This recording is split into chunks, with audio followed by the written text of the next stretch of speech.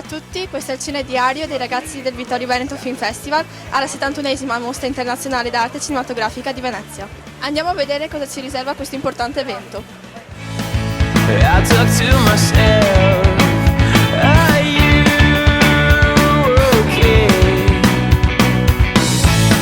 I think of yesterday. Ogni giorno questa mostra del cinema approdano ospiti di fama internazionale. It goes on and on and on and on and on and on. Baby, it goes on, baby, it goes on. Com'è stato lavorare con il grande regista Sergio Leone? Sono passati tanti anni che non mi ricordo più.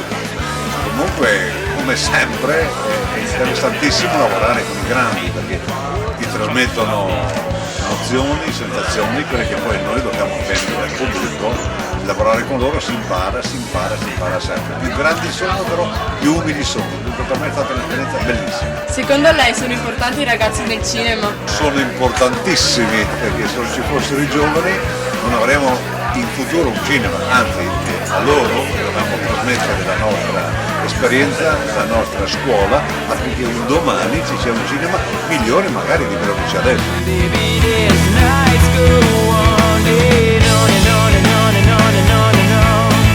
Baby, it goes on, baby, it goes on and on and on and on and on and on and on and on. Baby, it goes on, baby, it goes on and on and on.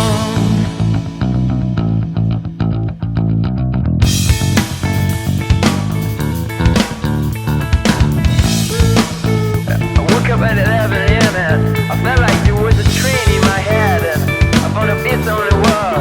I got sleep in the shower, two girls throwing up in the kitchen, but I still didn't find my shit. Tu hai lavorato con Pieraccioni, volevamo sapere cosa si prova a lavorare con un regista come lui.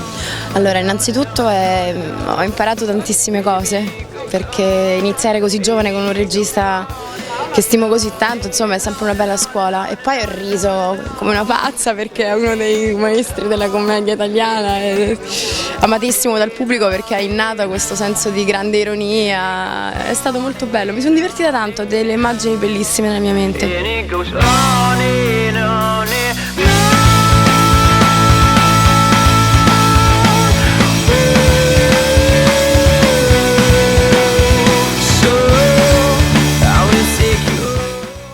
Al Vittorio Veneto Film Festival, ciao, io Gabriele Salvatore, ciao.